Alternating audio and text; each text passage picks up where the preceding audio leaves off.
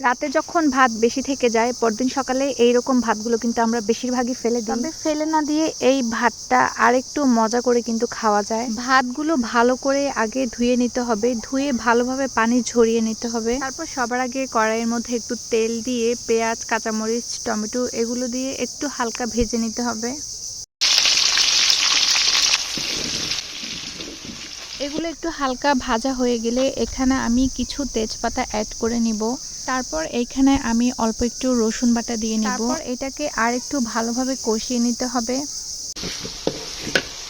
রসুনটা ভালো মতো কষানো হয়ে গেলে এখানে হলুদ গুঁড়ি, জিরা গুঁড়ি, মরিচের গুঁড়ি এবং স্বাদ মতো লবণটা দিতে হবে। এবং এই পর্যায়ে এখানে অল্প একটু পানি দিয়ে এই মশলাটা আবার কষিয়ে নিতে হবে, যেটা আমি ভিডিও ফুটেজটা নিতে একদমই ভুলে গেছিলাম। এবং অল্প পানিতে মশলাটা একটু কষানোর পরে ভাতগুলো এখানে ঢেলে দিতে হবে।